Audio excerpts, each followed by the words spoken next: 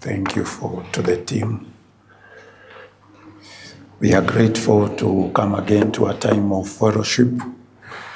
Tunashukuru Bwana sana kwa nafasi nyingine ya kuwa na ushirika.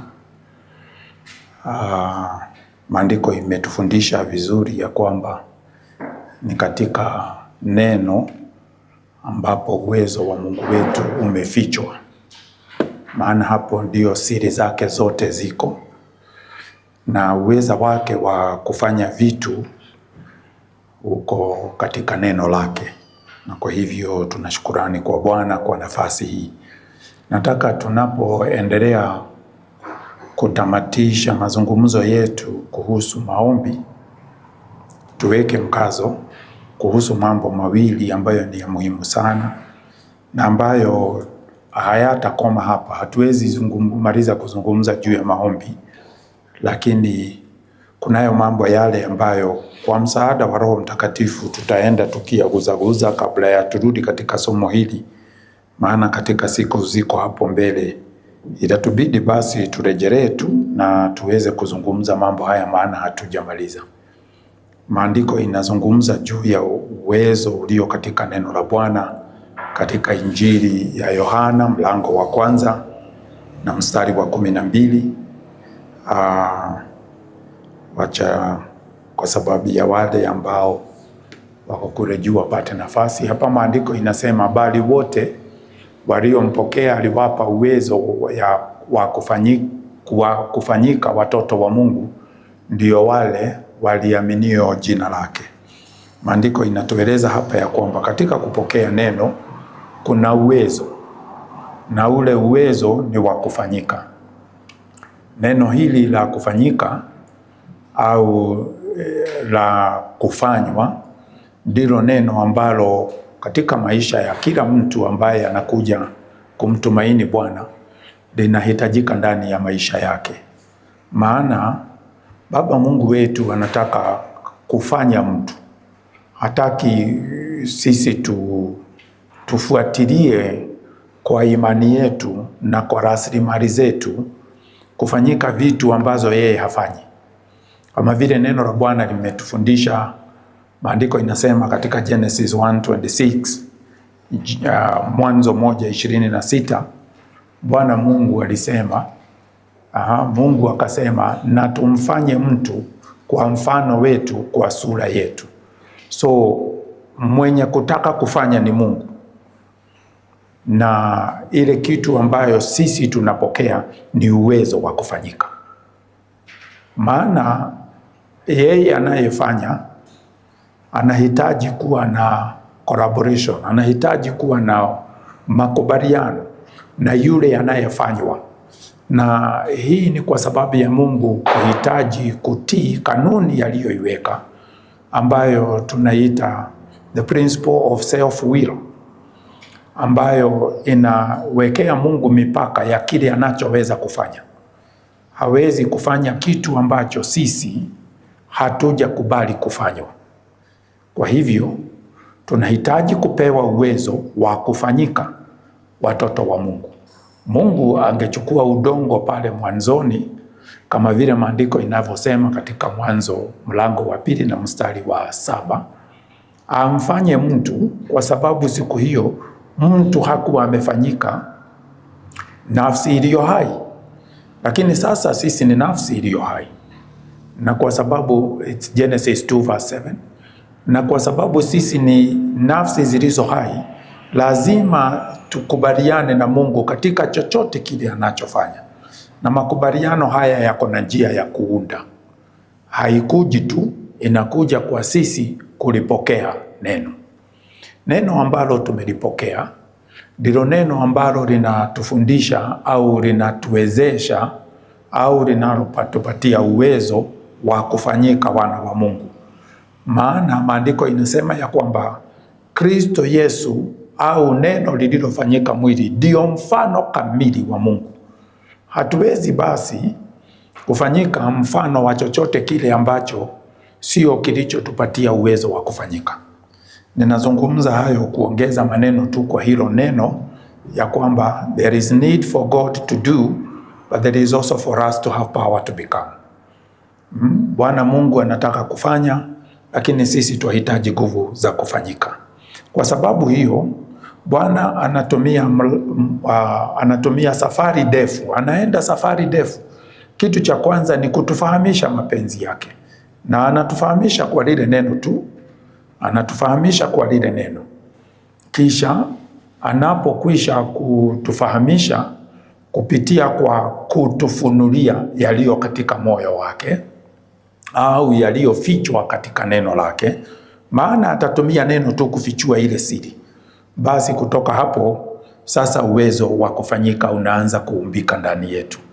Kwa sababu gani? Sisi tutatumia lile neno tu kunyenyekea au kujiashiria au kujipeana kwa hilo neno, ndio tufanyike kile hilo neno linafanya. So kama vile ambavyo tumezungumza hapo awali, bila sisi kujipeana kwa neno la Mungu au kulipokea au kulikubali, lile neno haliwezi kufanya chochote ndani yetu. Neno lile ambalo linatumika katika mazungumzo hayo ya uwezo wa Bwana kufanya kazi ndani ya maisha yetu linaonekana katika kitabu cha Amos mlango wa 3 na mstari wa 7 na mstari wa 8. Amos 3 verse 7 and verse number 8 inasema, hakika Bwana Mungu hatafanya neno lolote bila kuwafunulia watumishi wake manabii siri yake. So the process begins. Hii jambo inaanza na Mungu kufunua siri yake kwa wale ambao, maandiko hapa inatumia neno manabii, prophets, lakini pia inaunganisha hili neno na servanthood. Inasema watumishi.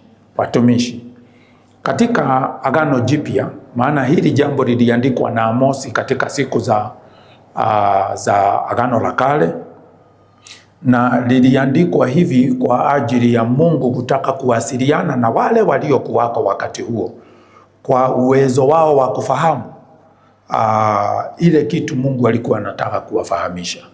Na kwa sababu hiyo ametumia lugha ambayo katika wakati huo haikuwa na ufunuo wa Kristo mwenyewe. The word had not been revealed. Kwa sababu hiyo ametumia lugha ya kuzungumzia mababa ambayo ni ya kueleweka. Tunazungumza juu ya hii lugha kama neno ambalo Bwana Mungu analitumia kufahamisha watu, ambalo ninaweza kutumia neno kwa Kiyunani linatumika neno la leo. Liko katika Hebrews 1 verse 1, Wahibrania 1 mstari wa 1. Wacha tupite hapo ndio turudi hapa nielezee zaidi. Maandiko inasema, Mungu ambaye alisema zamani na baba zetu katika manabii kwa sehemu nyingi na kwa njia nyingi, anazungumza kwa mababa zetu kupitia kwa manabii. This is what he is talking about, ya kwamba bila kunena na watumishi wake manabii afunue jambo hata litenda. The performance of God's word in our lives, neno la Bwana ndio litendeke ndani ya maisha yetu, linahitaji kupitia kwa mlango wa ufunuo. Na hizo siku alizungumza na baba zetu. Neno hilo alisema, spoke, ndio neno la leo. Inamaanisha alizungumza kwa kiwango cha kile wangeweza kufahamu. Lile neno ambalo limetumika katika, tunaweza kulitafsiri kwa lugha ya Kikuyu ni gotodoira. Ni kuzungumza kama vile unavyoweza zungumzia mtoto. Vile mtoto unataka kuwasiliana na yeye, unashuka uzungumze lugha yake. That is what is meant here. Amezungumza, kuna mahali pengine maandiko inasema ya kwamba amezungumza na methali, amezungumza na lugha ya watoto. In the book of Isaiah anazungumza na parables, lakini amezungumza na lugha ya watoto. Mahali pengine anasema kwa lugha ya watu wengine. Inamaanisha hazungumzi na wewe kinagaubaga kwa lugha yako, anazungumza kinagaubaga kwa lugha ya watu wengine. Na hawa watu wengine inaonyesha ni watu wa mataifa ambao wanaletwa kwake Bwana, ambao wanazungumziwa na lugha ya kiwango yao ya kufahamu. So that is what Amos chapter 3 verse 7 ina reference. Amos 3 mstari wa 7 ina reference ya kwamba Bwana Mungu hatatenda jambo lolote mpaka afunulie wale watu ambao wamejipeana kwa neno lake kulitumikia. The servanthood here ni wale watu ambao wamejipeana kwa lile neno, ili lile neno lipate nafasi au mahali ambapo litaweza kufanyika likiwa ndio la madaraka ya juu. So the word comes into your life and occupies a higher position. Neno linakuja katika maisha yako na linaketi katika mahali pa juu kuliko mahali ambapo wewe ndiwe unayeamua. Huyu ni mtu basi ambaye amejipeana, neno lile limtawale. Hatafuata mawazo yake, hataegemea kufahamu kwake, hataegemea nguvu zake, lakini analipokea neno lije katika maisha yake, litawale katika maisha yake, lilete nuru ya kufahamu katika maisha yake, limletee nuru ya kutembea katika miguu yake, limletee nuru ya mawazo yake, liondoe giza katika mawazo yake. Amejipeana kikamilifu, ndio sababu anaitwa mtumishi wa hilo neno. Servanthood to the word is what brings the benefit. Na hiki ndicho kitu Mungu anaheshimu ndani ya mtu. Hiki ndicho kitu Mungu anaheshimu ndani ya mtu. Neno lile ambalo linatumika la aina huyu wa mtumishi ni neno bond servant. Bond servant. Na Greek ni neno doulos. Doulos ni neno ambalo linamaanisha, limetumika kwa mfano wa punda wawili. Linatumika kwa mfano ya vile punda wawili wanafungwa nira moja. Sasa yule punda mdogo anatembea kwa nguvu za kubeba mzigo za yule punda mkubwa. Doulos means it is two wearing the same yoke. Wawili wanaobeba, wanaofungwa nira moja. Ni kuonyesha ya kwamba ile kitu bond servant au yoke fellow. Mtu ambaye mmefungwa pamoja na mwingine, mtu ambaye amefungwa nira moja na mwingine, huyu ndiye ambaye anaitwa servant wa aina hii. Sio servant yule wa kuwa mtumishi ya kwamba wewe sasa unafanyishwa kazi ya kulipwa.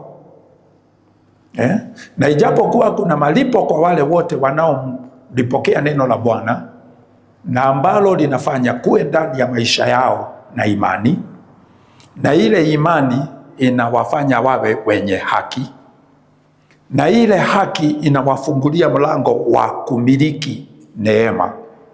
Ijapokuwa kuna hiyo njia yote ambayo Mungu anapitia, na tunapata faida kwa kupita hiyo njia na Bwana, ile kitu ambayo iliyo ya muhimu hapa ni mtu kujipeana kwa hilo neno. God does not reveal until you have given yourself to the word. Mpaka ujipeane kwa neno, lile neno linakaa katika mahali panaitwa information. Ni neno ambalo lina uwezo wa kujenga, neno la kufanya. The power to form. Information is available, but transformation is through your will. Kule kupokea neno au ufahamu au kuelewa ambako kuna kushawishi hili neno lina faida kwako, linakuja kwa sababu ya mafundisho. Na yale mafundisho yanapopokelewa na wewe, yatahitaji kutoka kwa level ya kuwa mafundisho lifike level ya kuwa mabadilisho. Likuletee mabadiliko, lifanye mabadiliko ndani yako, likutoe kuwa mtu yule wa kale, likufanye mtu mwingine mpya.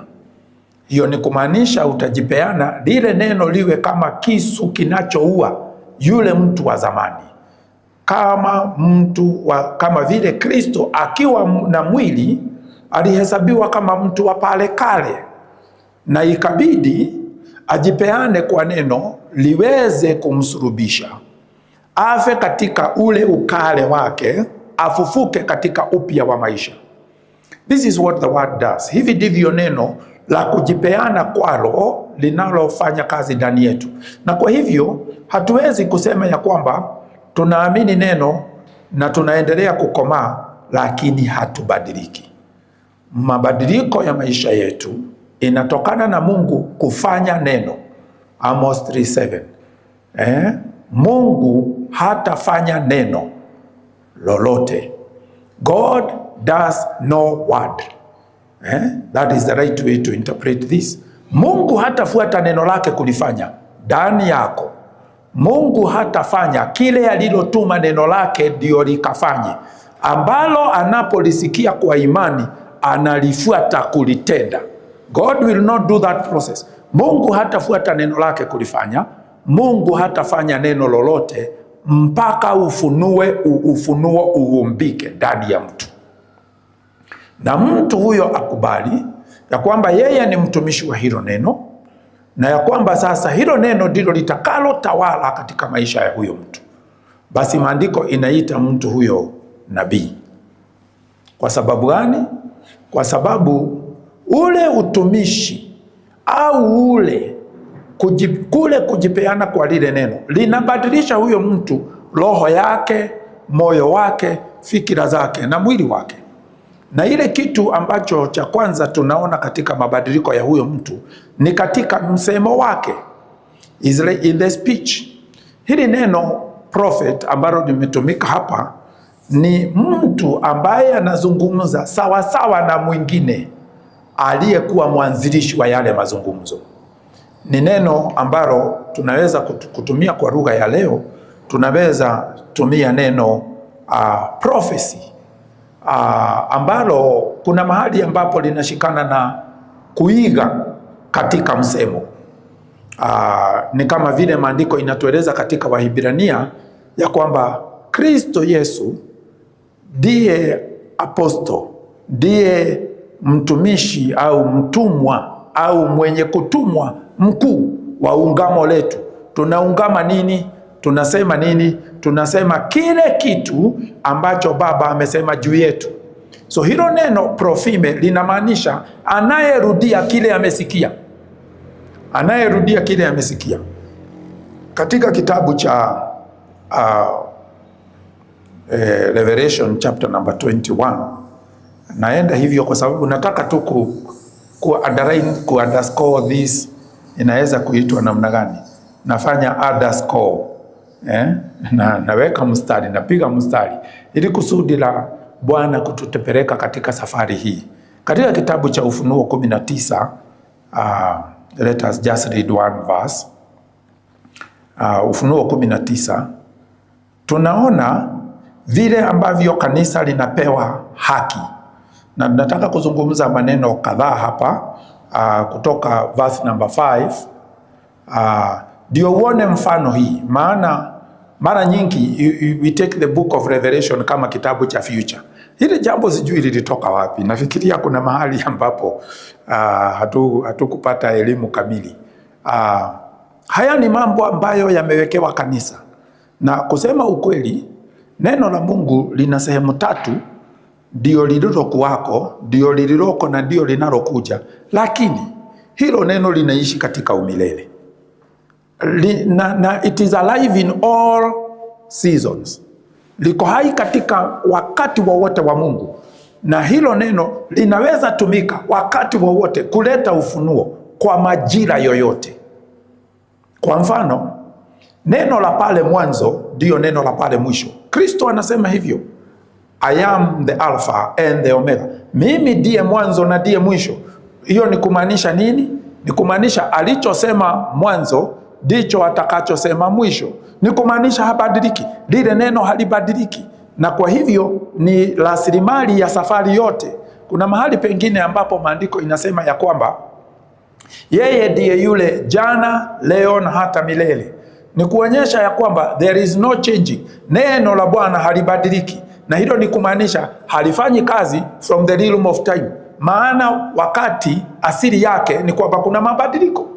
Sisi ndio tunabadilishwa, na ndio sababu tukaletwa katika nyakati za wakati. Na tunabadilishwa na mfano wa neno lisilobadilika. The word is the pattern that is constant, against which we are changed to the same image.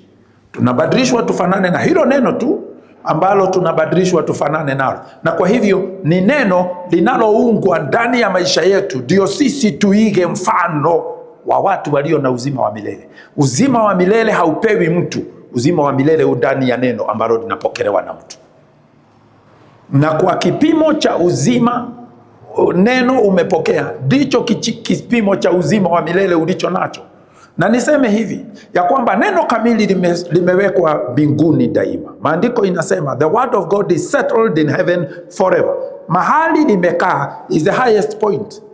Wacha tuseme kwa mfano vile, nitumie mfano gani? Vile mtu anavyokaribia jua la neema, the sun, S-U-N, jua la neema, vile mtu anavyokaribia jua la neema inategemea kiwango cha ile neno ambalo amefanyika. Na vile ambavyo unafanyika hilo neno ndivyo unazidi kukaribia na kufananishwa na yeye. Na hii jambo ni la siri, ni kwa sababu kama vile huwezi guza jua ukiwa na mwili bila kukuua, hivyo ndivyo maandiko inasema ya kwamba huwezi kumuona Mungu na usikufe. So he reveals himself to the measure of death you are willing to die. Anajifunua kwa kipimo cha kile kifo unakubali kufa, na hakuui mwili. Kwa hivyo analeta ile kifo katika mambo yale umeshika na mawazo yako, ndio aweke ndani yake mambo yale ambayo ameshika na mawazo yake. What he is installing in us is the mind of Christ.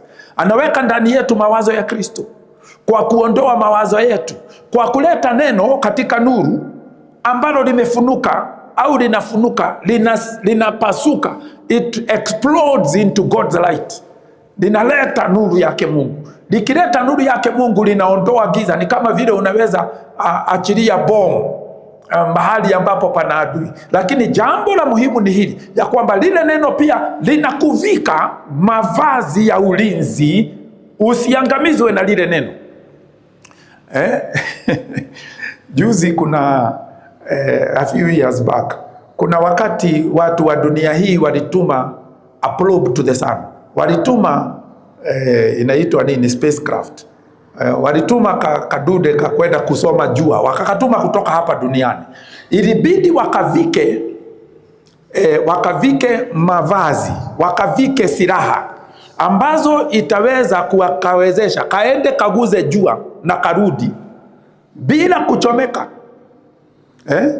Kalifika, wanasema kalifika 6,000 degrees Fahrenheit. 6,000 degrees, hakuna chuma ya hapa dunia ambayo inaweza kusurvive. Lakini vile ambavyo walikaweka coatings, wakakaweka coolants, wakakapaka rangi fulani, alafu wakakaweka a way of reflecting the light. Ile mwangaza, ile nguvu zinakuja, kanarudisha kwa jua. Badala ya kaabsorb, kanarudisha kwa jua. It's a manner of clothing. Kwa mfano, na hili nafikiria tutasoma Sunday. Usipovikwa rehema za Mungu, hauwezi kusimama mbele za Mungu. Until you are clothed with mercy, you can't stand before God. Ni mavazi ambayo utahitaji kuvikwa nayo. So, na bila mavazi hayo, utakuwa uchi mbele za Mungu, kiwango ya kwamba dhambi yako itaonekana. So, unaona? Kama Psalms 51, Daudi anasema ya kwamba kwa wingi wa rehema zako nisamehe dhambi zangu. Anatumia neno ya kipimo cha siku hiyo, lakini today we know scripture inatueleza be clothed with mercy. Vikwa, funikwa na rehema za Bwana. Kwa nini? Bila rehema za Bwana na upendo wake hakuna wokovu. Ephesians 2 verse number 4 inasema hivyo. Huwezi okolewa paka uvikwe rehema. Kwa sababu sasa Kristo amebeba dhambi zetu, so kile kinachoweza kutuangamiza si dhambi ya asili ya Adam. Kile kinaweza kutuangamiza ni kutokuwa tumevikwa vizuri, kuishi kama wana wa Mungu katika nuru isiyoweza kukaribiwa ambayo ni Mungu, kwa sababu hatukuvikwa mavazi inayotufaa. So God's mercy is a clothing. Is a clothing which enables us to appear before him. Ni kama vile ukitaka kuguza jua, lazima uvikwe kwa mavazi ambayo itazuia jua kukuchoma. Tunaposimama mbele zake Bwana, hatuangamii kwa sababu tumevikwa vyema na mavazi ya kutoka kwake Bwana, ambayo tulivikwa nayo kwa lile neno tulilolipokea. So the word immunizes us against destruction in the sight of God because of our lack of revelation. Kile kitu hakijafunuliwa hakiwezi kufanywa ndani yako, maana kitakuchoma. Ni kama kujaribu kuabsorb uwezo wa jua pale nje na huko huna mwavuli na jua limewaka. Unajua kuna wakati jua linawaka, unasikiaga mwili yako ni kama inachomeka because you are not clothed, you are not covered. You are not covered. Kwa hivyo neno hili linapeanwa ili wakati mnapotembea na Bwana wewe mwenyewe hauangamii. So katika ile Amos 3 verse number 7 maandiko inaonyesha ya kwamba unapojipeana kwa neno ili uwe a servant to that word, lile neno liwe mkubwa wako, basi Bwana Mungu anaanza kufanya kazi na hilo neno ndani ya maisha yako. Lack of revelation, upungufu wa ufunuo, ndio kipengele pekee ambacho kinafanya maombi iwe dhaifu. Sasa maombi haiwezi kuwa dhaifu kwa sababu ya dhambi, kwa sababu sisi wote ni wana wa Mungu. Na kile tunachoomba Baba, Luke chapter number 11, maandiko inasema tutapewa. John chapter number 16, chochote mtakachoomba Baba kwa jina langu atawapa. The problem is not the Father. Shida sio baba yetu.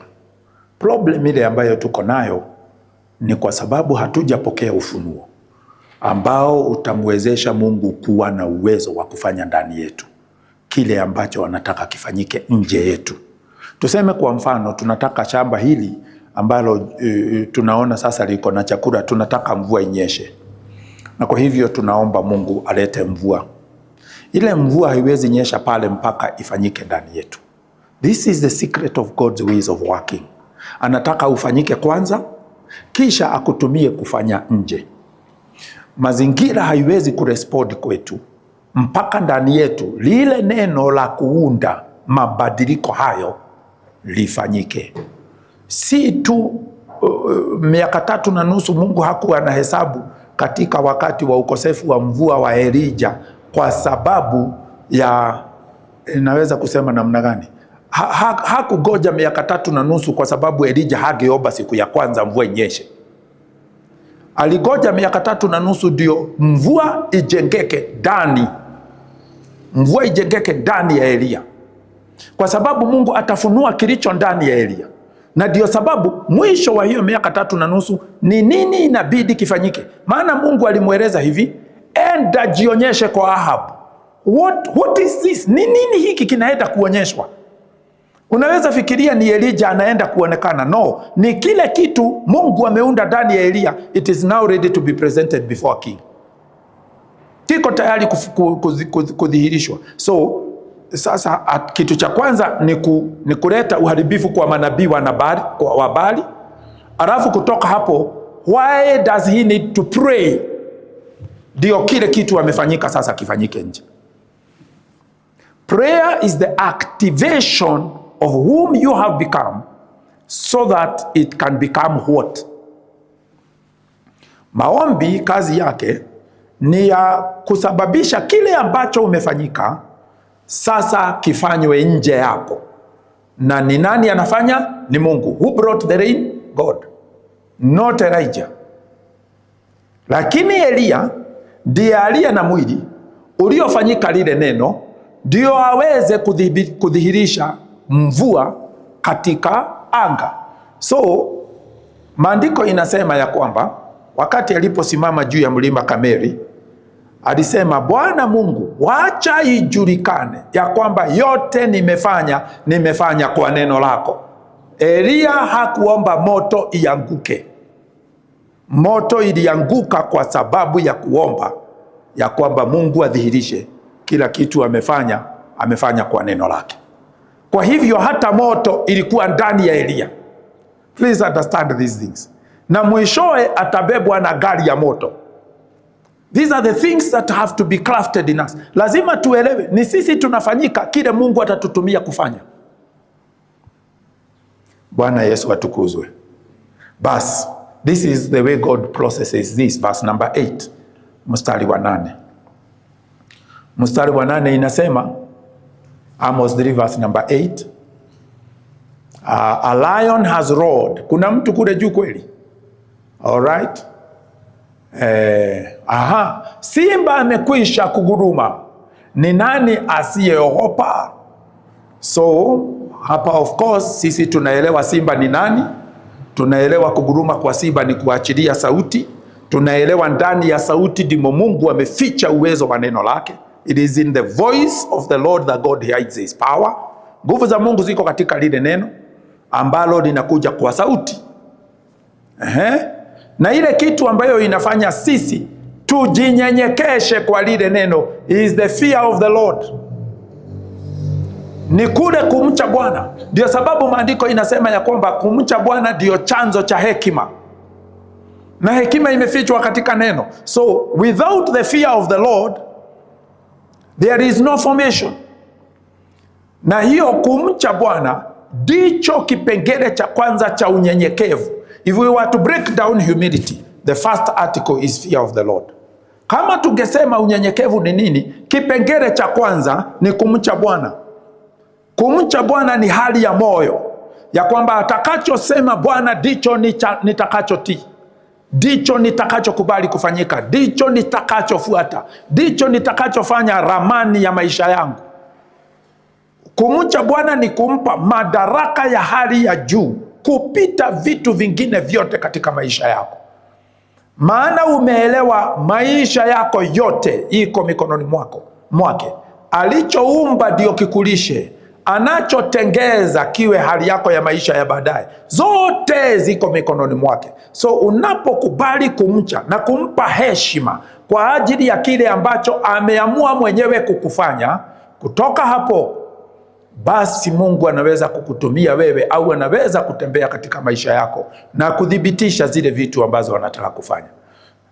Basi hiyo inamalizia kusema Bwana Mungu amenena. So the word and the voice are combined together. Yeye anazungumza juu ya simba wa nyumba ya Juda, simba wa kabila la Yuda, ndiye ambaye ameguruma, na akiguruma, the voice of the Lord, hiyo uwezo ulio katika neno la Bwana unafanya mtu akubali kunyenyekea. Mtu anapokubali kujinyenyekesha, ile kitu ambacho inaumbika ya kwanza ndani ya huyo mtu is the fear of the Lord. Ndio sababu maandiko inasema katika kitabu cha Malakai mlango wa 4, inasema those who feared the Lord, wale waliomcha Bwana ndio walipokea neno lake wakasemezana. Kile walichosema maana kilifanana na kile Mungu angesema kikaandikwa mbinguni. It becomes part of the word. These were prophets. Ilianza na nini? Kumcha Bwana. Basi maandiko inasema Bwana Mungu amenena, ni nani awezaye neno ila kutabiri? Alright. Who can but prophesy? So hapo juu maandiko inazungumza juu ya manabii wake ambaye hatafanya neno lolote mpaka yeye na manabii wake wawe kile kitu inaitwa aligned. Na tumezungumza ya kwamba hao manabii ni kwa mfano wa utumishi wa lile neno ambalo wanalipokea. Na maandiko hapa sasa inasema ya kwamba Bwana amenena, ni nani awezaye neno ila kutabiri? Who can do anything unless you prophesy? Unajua sasa maybe see whether you can get ile inaitwa amplified. Sijui kama tunaweza kupata amplified. Maana vile maneno haya yameandikwa, hii ya chini imetafsiriwa kutoka King James. It is more accurate than ile ya juu. Ile ya juu imeacha mambo kadhaa. Wacha tusome amplified. Inasema ya kwamba inasema the same thing. Who can but prophesy? Sasa hii haitabui vizuri. Lakini inasema ya kwamba Bwana Mungu akishasema, basi itabidi sisi tukubaliane na yeye, tuseme kile kitu amesema. Lile neno linapofunuliwa kwako, linafanyika kuwa sehemu ya maisha yako. Utakapoanza kuzungumza, tutalisikia lile neno. Na lile neno litakapoanza kutoka ndani yako, maana ni neno kutoka kwa Mungu, litaanza kubadilisha mazingira ambayo wewe unaishi. This is how God answers prayer. Mungu anajibu maombi kwa kuliweka neno lake ndani yetu, ambalo tunalipokea na tunakubali litutumikishe kwa makusudi ya hilo neno. Maana hakuna neno linalotumwa ulimwenguni bila kusudi. God is a strategist. Haya, neno hili lote ambalo limeandikwa vitabu 66 ni neno ambalo limepeanwa kwa kudhihirisha ukuu wote wa Mungu. Lakini Mungu ana majira na ana nyakati, na anatembea katika majira hayo na nyakati hizo ndio aweze kutimiza kusudi. Ndivyo maandiko inatueleza katika kitabu cha Ecclesiastes chapter 3 verse number 1. Inasema kwa kila kitu Mungu anafanya kuna wakati na kuna majira kwa kila inasema kwa kila jambo kuna majira yake na wakati kwa kila kusudi chini ya bingu. Pande hii ya bingu, time and seasons must cooperate with God's purpose. So ni Mungu huamua siku ya kuachilia neno. Ni Mungu huamua wakati ambao ni wa kuachilia ufunuo. Hatutembei kulingana na kile ambacho tunachambua katika maandiko ndio tukatafute ufunuo wetu. No, tunatembea na kile Mungu amefunua. Tunatembea na kile Mungu amefunua. We do not seek our own revelation. No, we follow what God has revealed.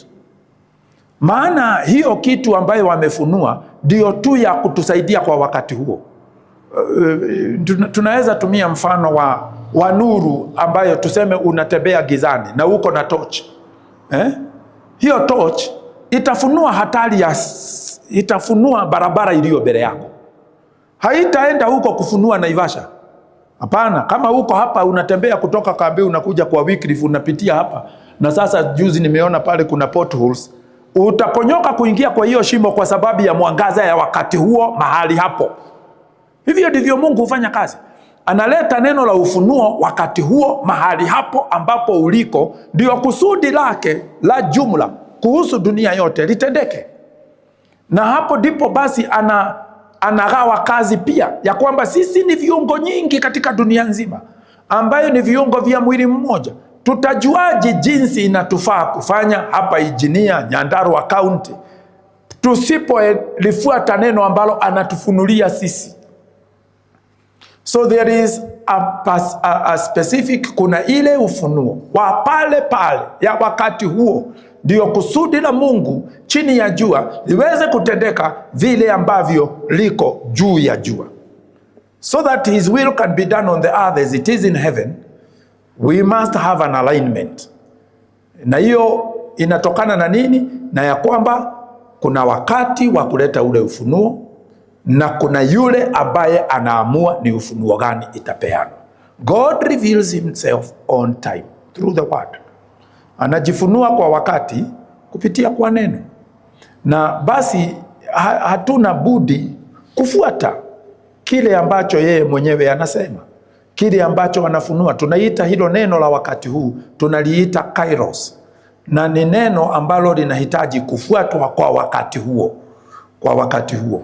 Maana lisipofuatwa kwa wakati huo, basi tutapoteza connection na ile mwangaza. Ni kama kusema ile nuru, kinara ya moto iliyowaongoza jangwani, ni kana kusema ya kwamba wewe umebaki nyuma na kinara ya moto imeenda zake. So itakuwa ngumu wewe kufuata. Kuna wakati ambapo ndugu mmoja alikuwa ananiuliza, ananiambia ya kwamba amekaa nje ya kanisa kwa muda mrefu na angependa kurudi. Nikamweleza kile ulichoacha nikiwa kiliisha. What I was then is no longer available. Kama unatafuta yule mhubiri ambaye alikuwa ile siku ulitoka kwa kanisa, huyo aliisha, hayuko. Mimi ni mtu mwingine. Nilishabadilishwa na lile neno ambalo nilipokea. Kwa hivyo ukija hautasikia mambo uliokuwa umesikia pale awali. Huko nilitoka, nilihama, neno lilikuja, ufunuo ulinibadilisha. Kwa hivyo utakuja usikie umeshindwa kutembea na mimi kwa sababu mimi nilihama. Nikamweleza tafuta mhubiri mwingine ambaye anaweza kukuhubiria lile neno ambalo lina wakati wako. Because I traveled on. So akaniambia no, mimi nataka kurudi, mimi naona ni mwanangu. Nikamweleza basi rudi ulipe gharama ya ile safari ambayo tumeenda ya kuketi na kusikiza na kufuata. Ugoje mpaka siku ya kushikana catch up na sisi. Wacheni niwaeleze wapendwa, hakuna nabii wa kweli ambaye hutafuta watu wa kumfuata. Maana kufuata Mungu ni gharama. It's expensive. It's expensive. Hii ndio jambo ambayo wakati mwingine hatuelewi katikati ya Elia na Elisha. Anaeleza Elisha, wewe baki hapa Gilgal, Mungu amenituma Jericho. Why? Kwa nini anamweleza baki nyuma? Kwa sababu kufuata huyu mtu kuna gharama. Na kama hauko tayari kulipa gharama hiyo na maisha yako, itabidi mahali fulani ifike ubaki nyuma. So tunaona the way Elisha anazidi kulipa gharama. Anaenda akisema namna gani?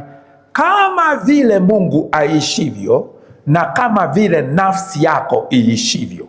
What I'm following is not even God or you, I'm following the life. Ninafuata ule uhai ambao Mungu ameweka ndani yenu. Hiyo ndio nuru. Because ndani ya neno ndimo kulimokuwa uzima, na ule uzima ndio ulikuwa nuru ya watu. Anataka kusema ile kitu mimi nafuata si wewe, nafuata nuru ambayo naona kwa njia yangu, kwa neno ambalo Mungu aliweka ndani yako. Bwana Yesu atukuzwe. Na hiyo ndio sababu without a pattern father whom you are following, mahali ambapo unaweza kuona nuru. Ikitu tunasema ya kwamba tutapewa double portion, sijui nini, tunapiga kelele, tunasema nini. We do not get extra mantles. Ile kitu Mungu alivika Elia nayo, ile siku yote ambayo alikuwa anatembea katika maisha yake, mpaka wakati wa kiangazi iliisha, mvua imenyesha, manabii wa Baal wameuawa, ametoka hapo ameenda mlimani wa Bwana, amerudi. Hizo vitu zote ambazo Mungu alizitumia kufanya Elia mtu aliyefanyika, ndizo ambazo Mungu anataka ziachiwe Elisha. God is not looking for a direct inheritance. Mungu hatafuti Elisha afanane na Elijah, lakini anataka awe nabii like him in his place. Wewe utakapoondoka Elijah, nataka Elisha awe nabii, mtu anayesikiza neno langu kwa wakati wake, mtu anayefuata hilo neno kwa wakati wake, na mtu anayefanya hilo neno peke yake ambalo nimefunua. A servant, mtu ambaye amekuwa doulos, amekuwa bond servant kwa lile neno ambalo nitampatia. Kwa hivyo nataka umtrain kuwa hivyo. Tutajuaje ya kwamba huyu mtu amefanyika hivyo? Hatutamjua kwa kuishi na Elia. Tutamjua kwa tabia ambazo zinatokana na kunyenyekea kwa lile neno ambalo Elia amefanyika.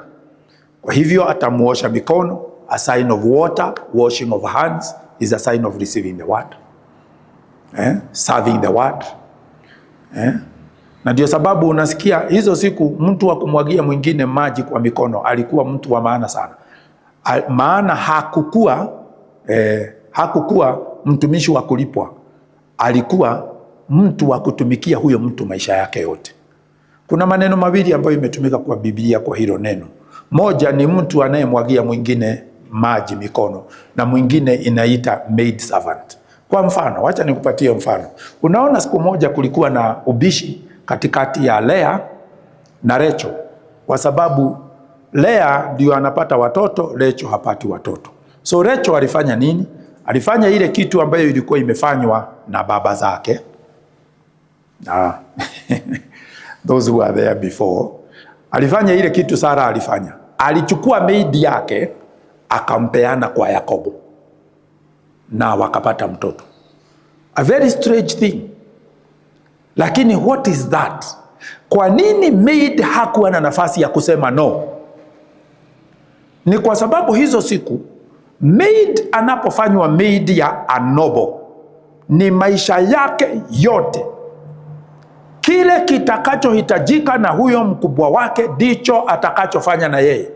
Iwe ni kumzalia watoto, atamzalia watoto. Iwe ni kuishi hivyo, ataishi hivyo. Na hakuna yule ambaye alikuwa na maisha yake nje ya mkubwa wake.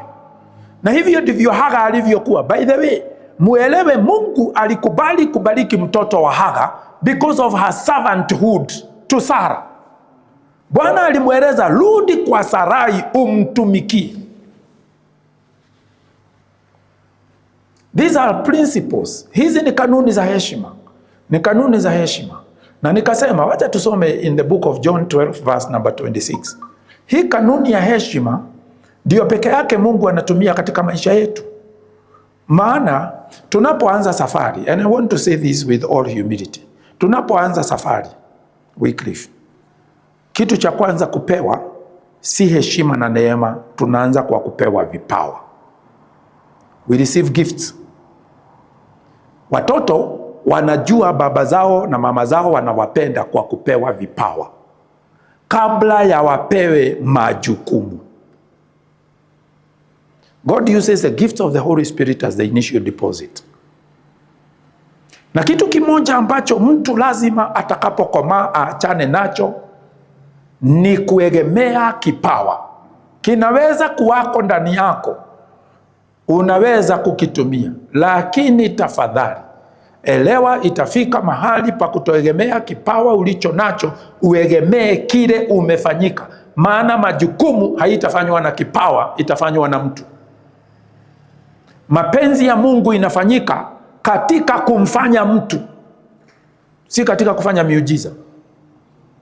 That was God's will. Make a man have dominion with the same image and likeness.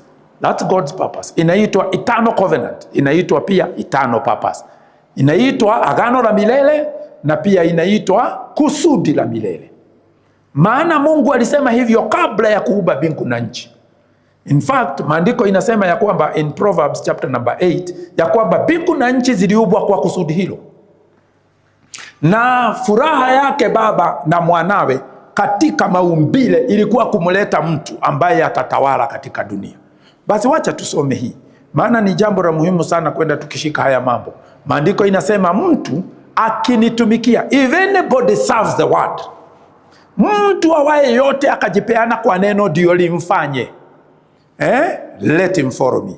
Hii ndicho kitu Elisha anafanya na Elijah. Kuna nuru ninaona ambayo ni ya neno lililo ndani yako.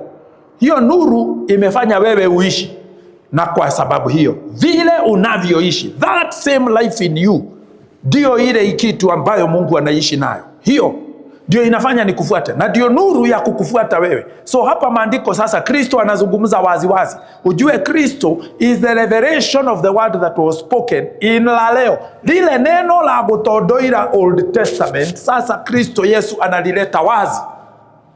Na saa hii Roho Mtakatifu anafunua yale mambo ambayo Kristo Yesu hakuwa ameleta katika full revelation.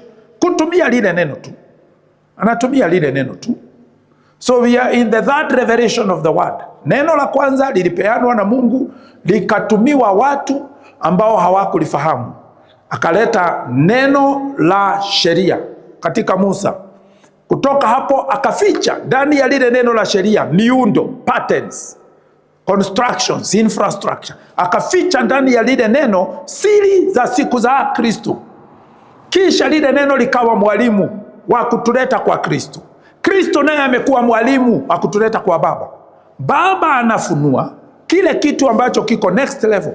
Ndio sababu maandiko inasema kile kitu Baba amekuwekea ndicho anachokifunua kwa Roho Mtakatifu. Nani ajuaye mambo ya mtu isipokuwa Roho wake? We are talking about the Spirit of the Father. Kwa sababu hiyo basi inabidi Baba akufunulie jambo ndio aweze kuifanya. Na itafanywa aje? Kwa wewe kutumikia neno ambalo linatoka katika kinywa chake. Alright. Mtu akinitumikia na anifuate, nami nilipo ndipo mtumishi wangu atakuwapo. Keeping in pace with the revealed word is primary. Kutembea katika hatua moja na neno la ufunuo ni kitu cha kipaumbele sana kuliko mambo ingine yote. Maana unaweza kuwa neno limetumwa lakini you are out of place. Hauko mahali neno hilo liko. So anasema nifuate, kisha anasema ya kwamba where I am, mahali neno liko, hapo ndipo your servanthood inahitajika. Unahitaji kutumika kwa lile neno unalolisikia wakati huo. Okay? Tena mtu akinitumikia, Baba atamheshimu. My Father will honor. The honor of God. Ndio Mungu atuheshimu, kisha atuheshimishe. It starts with serving the word. It starts with serving the word. It starts with serving the word. Inaanza kwa kulitumikia neno.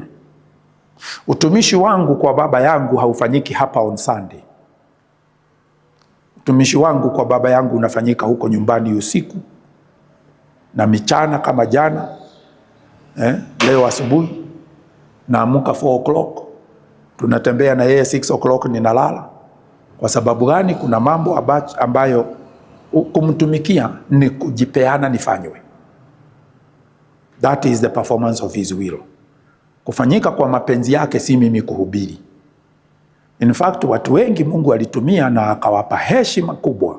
Watu kama kina Enoch hawakuhubiri, walijipeana tu, wakafanyika, wakatembea na Bwana. This walking, they followed him, wakatembea na Bwana until they were not, mpaka hawakuonekana tena, maana aliwabeba, aliwachukua.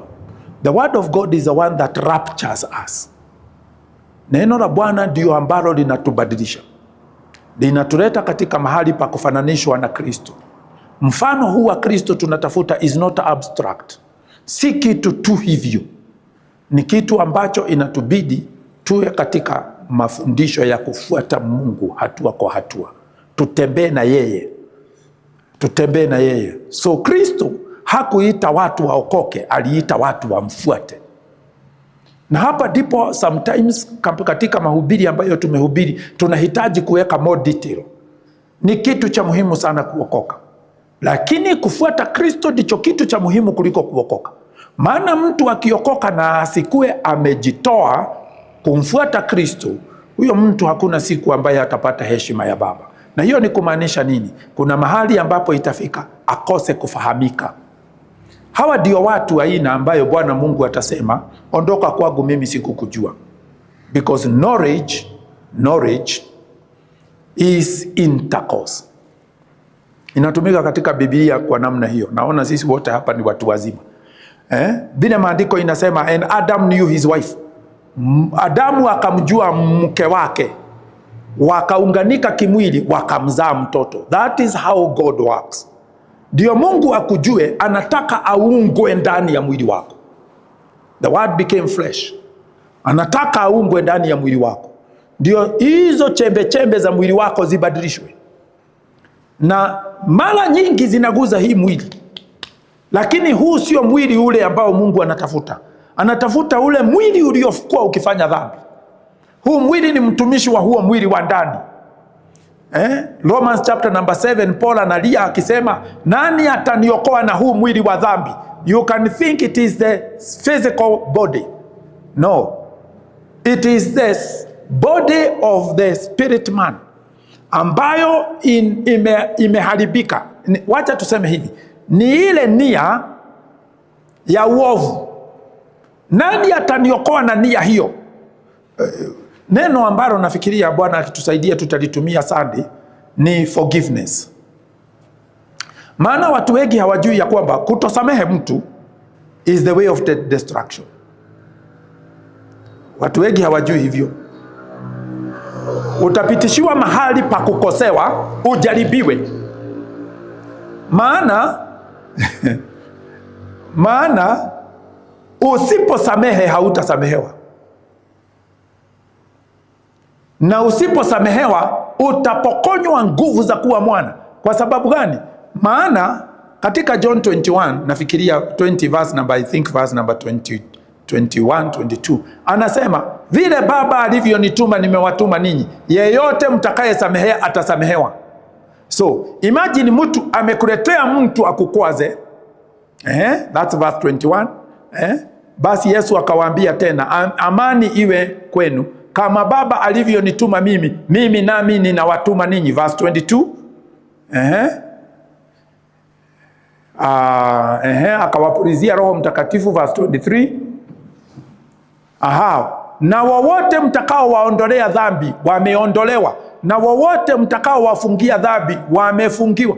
Hii ni kumaanisha ya kwamba in every step, Pastor Wycliffe, tunajaribiwa kwa kukosewa na kupimwa kama tunasamehe. Maana tukisamehe tunasamehewa. It is not lack of sin. Na hii kuondolea dhambi ni kuondoa ule upungufu wa ufunuo ulio ndani ya mtu. Ni kuruhusu yule mtu asiye na ufunuo akukaribia, atembee na wewe kama ako na ufunuo na wewe. Kwa wewe kushuka kwa kiwango chake, kama vile Paulo alivyokuwa akisema, kwa Wayunani nilikaa kama Myunani. That is forgiveness of sin. Ile gap katikati ya ufahamu wa Myahudi na ufahamu wa Myunani anaijaza kwa kushuka. Ndio atembee na huyu mtu, ndio amuokoe, ndio ampeleka kwa ule ufunuo wa juu.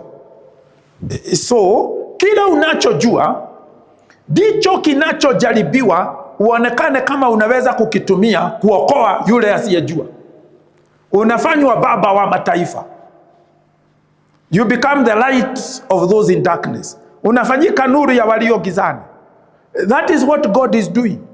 So anasema ukiruhusu, ukikataa kuangaza nuru yako kwa hao watu, utaitishwa damu ya hao watu. That's the issue.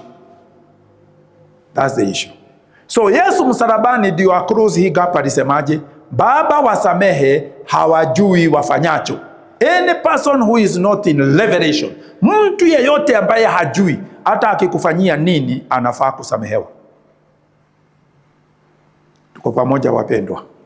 Alright. So nilikuwa nataka kuzungumza juu ya heshima. What I wanted to say ni kwamba unapojipeana kwa neno la Bwana kutumika, basi utaheshimika. So zile sheria ambazo nyingi tumezungumza, kwa mfano 3 weeks ago tulisema ya kwamba mojawapo ya sheria za maombi ni kwamba kama hauna huruma na wewe judgment zako zitakuwa bila huruma. Hata ukiomba hautapata majibu. Kwa sababu gani? Maana hukumu iliyofanywa hakuna njia ya kurevise. Kwa sababu hakuna huruma. Maana hata ukija kwa kiti cha neema hautapata rehema na neema ya kukusaidia katika wakati huu. So huruma ni mavazi ambazo lazima tuwe tumevaa kabla ya tuje kwa mahali pa maombi. Kristo pia akasema ya kwamba lazima tuwe tumesamehea ndugu zetu ambao wako na jambo nasi tunapokuja katika mahali pa kuleta dhabihu zetu. Siku hizo dhabihu zilikuwa wanyama na zilikuwa nini? Na zilikuwa zinaletwa kwa sababu ya dhambi na mambo mengine. Lakini sasa dhabihu zetu ni nini? Dhabihu zetu ni vile tunavyoleta sifa mbele zake Bwana kwa sababu ya neema ambayo tumepokea. So kama hizo dhabihu haziwezi kubalika, inamaanisha ya kwamba the grace in you has failed. Ile neema ndani yako imetibuka, imekosa. Na inakosa kwa sababu gani? Badala ya kusamehe umeruhusu uchungu. Hebrews chapter 13, umeruhusu hasira na uchungu zioccupy mahali neema ingekaa. Na kutoka hapo umerudi tu kule kwa Kain ambaye aliua ndugu yake. So hapa kuna mambo mengi mazito ya ndani sana ya kuzungumza. Hatuzungumzi tu juu ya vile ambavyo Mungu anapea watu heshima na vile ambavyo tunaishi. No. Tunazungumza juu ya njia ya maisha. How do we live our lives? Tunaishi aje tukiwa tuko accurate with God's plan and purpose. Na ndio sababu unaona vile tunavyozidi kukomaa, ndio wakati mwingine tunakutana na mambo mazito. Ndio wakati mwingine tunakutana na shida nyingi.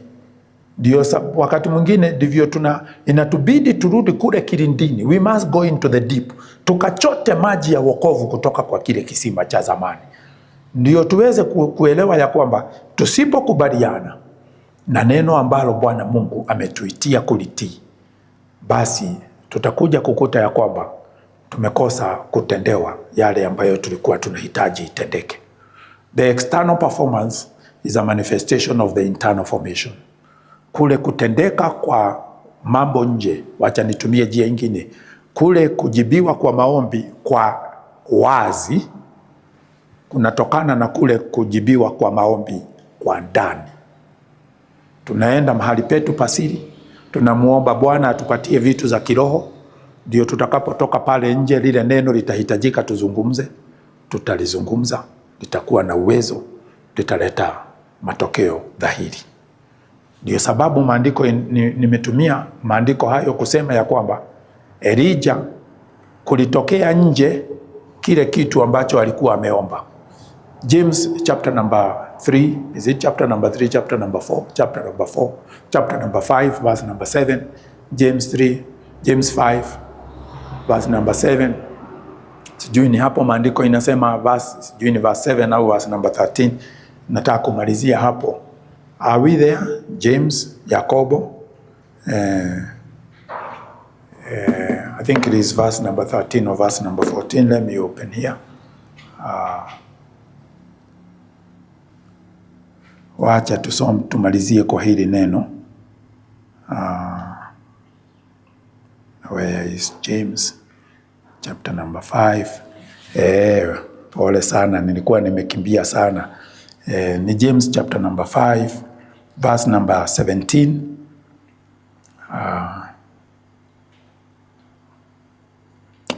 Wacha tuanze verse 16. Verse 16 inasema ya kwamba ungameni, basi ungameni dhambi zenu ninyi na kwa nyinyi na kuombeana ili mpate kuponywa. Sala yake mwenye haki ina nguvu nyingi na hutenda mengi. This is a very powerful guiding scripture. The effective fervent prayer of a righteous man avails much. Sala yake mwenye haki ina nguvu nyingi na hutenda mengi. Hii ndio connection ambayo maandiko inaonyesha ya kwamba when the righteous are in authority in a city, the city is in joy. Wenye haki wakipata madaraka katika mji huo wote unajaa furaha. Unajaa furaha kwa sababu gani? Kwa sababu maombi ya huyo mtu inaleta faida kubwa. Inatenda mengi. Inatenda mengi. Mambo hayo yanatendeka mengi ni gani? Ni yale yamefichwa ndani ya huyu mwenye haki. Ni yale huyu mwenye haki yamefunuliwa. These are the issues. These are the issues. Verse number 17. Elia alikuwa mwanadamu mwenye tabia sawa na sisi. Akaomba kwa bidii mvua isinyeshe, na mvua haikunyesha juu ya nchi muda wa miaka 3 na miezi 6. A very powerful statement. Elijah was a man like us. Lakini what happened? Aliposikia neno kwa Bwana, maana kule Karmeli anasema Bwana wacha ijulikane, nimefanya haya yote kwa neno lako. So his prayer was ignited by the word. Alianza kuomba kusinyeshe kwa sababu ya neno. Lile neno lililokuwa ndani yake ndio lilimsukuma aombe kusinyeshe, na akaomba kwa bidii. Alipokuwa akiomba kwa bidii ili kusinyeshe, mvua ilisimama, maana mvua ilisimama ndani ya Elia. Alafu kile Elia aliomba kikajaa nchi, ukame ukaingia katika nchi. This is the meaning of this. It did not rain on the land for 3 years and 6 months. Verse number 18. Akaomba tena, mbingu zikatoa mvua, nayo nchi ikazaa matunda yake. So he prayed first kusinyeshe, alafu akaomba tena ikanyesha. So what is happening in this man? He's being changed. Lile neno ambalo anasikia ndio neno ambalo anaomba. Lile neno anasikia ndio anaomba. Akiomba haombi kwanza ifanyike nje, anaomba kwanza afanyike yeye. Very powerful scriptures. Very powerful scriptures. So maandiko inasema ya kwamba mwenye haki ni yule ambaye neno limetoka kipengele cha kusikia, limefanyika imani, imani imezaa haki, hiyo haki imezaa neema, na ile neema imeungwa ndani ya maisha yetu. The word has become flesh in us, na tunasimama kwa hiyo neema. Tunazungumza kwa maneno ambayo yametiwa neema hiyo. The words full of grace. Tunatembea chini ya neema, na tunavikwa kulingana na ile neno tunapata kwa hiyo kiti cha neema, ambayo inatu award first what? Mercy and then grace. Inatupatia neema, kisha rehema, kisha inatupatia neema wakati wa mahitaji. Shida ya siku za Elia ilikuwa nini? Manabii wa Baali na uongo, na kulikuwa na shida ya mwanamke ambaye alikuwa anaitwa Jezebel. Just like it is today. kama tu vile ilivyo siku ya leo, hivyo ndivyo kulivyokuwa. Na kwa sababu hiyo, maana pepo hazikufi. Watu wanafikiria Jezebel ameenda wapi? No, those demonic spirits are still there and having their authority. Zinatafuta tu mtu wa kuishi ndani yake and express themselves. So tunapoona tuseme kama mji wa Ijinia kumejaa dhambi, kwa mfano ya usherati, lazima tuelewe tunaitwa tufanye nini, because kuhubiria hao watu will not change them. We must change first. We be changed first.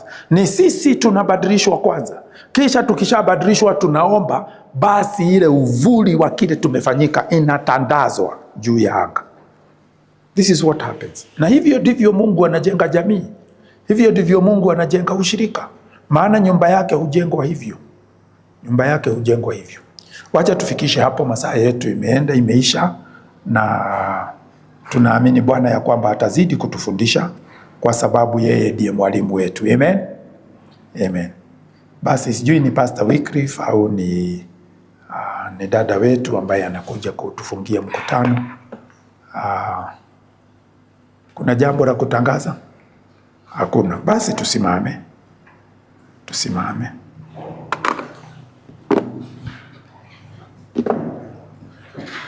Tuombe kwa pamoja. Baba wetu wa mbinguni, tunakushukuru. Asante kwa sababu ya neno lako ambalo unalituma kwa wakati wake. Unalituma kwetu sisi, na linakuwa taa ya maisha yetu. Linakuwa nuru ya miguu ya hatua zetu. Na Baba wa mbinguni, kama vile tangu pale mwanzo ulipoipeana nuru jangwani, iongoze watoto wako Israeli mwanao uliyekuwa ukimtoa utumwani na kumpeleka katika mahali pa urithi wake. Kama vile pia nasi Baba, ambao ni Israeli wa kweli, ambao ni wana wako, unatutoa katika mawazo ya utumwa, unatupeleka katika mahali ambapo tuna urithi. Na urithi huu katika ufalme ambao tangu pale mwanzo ulisema unamfanya mtu awe mfalme kwako, awe mtawala juu ya rasilimali zako zote, juu ya all of creation. Hivyo Baba yetu, twajinyenyekesha siku ya leo kwa shukurani nyingi, tukiomba ya kwamba neno lako ambalo unatuhubiria, ambalo unatuzungumzia, ambalo unalitumia kutushawishi tupatanishwe na wewe, that we be reconciled, tuletwe katika hatua moja, tuletwe katika kitengo kimoja, tuletwe katika wazo moja, tuletwe katika moyo moja na wewe. Basi neno hili Baba wa mbinguni likawe na uwezo mkuu, maana umesema ya kwamba simba ameguruma, ni nani asiyeogopa? Naomba kicho cha Mungu kiweze kuumbika ndani ya kila mmoja wetu, na tukaondolewe mahali pa kufuatilia kutenda mapenzi ya maisha yetu, kufuata nia za kibinadamu ndani yetu, bali Baba tukuruhusu wewe uweze kutawala, wewe uweze kuongoza maisha yetu. Baba wa mbinguni, yakaongozwe na wewe siku zote za maisha yetu, kama vile maandiko inavyosema ya kwamba mtu akimtumikia Kristo basi na umfuate, na baada ya kumfuata mahali alipo Kristo, hapo ndipo mtumishi wake atakapokuwa. We want to follow him. Alisema anakuja kwako, alisema anakuja arejee kwako, na mwisho atarejesha ufalme uliompa mikononi mwako. Hivyo Baba, nasi twatamani kumfuata mpaka tufike kwako. Toba Baba wa mbinguni basi ya kwamba heshima hii unayowapa wale wanaomtumikia Kristo ikawe awarded in this house, ikapeanwe katika nyumba hii.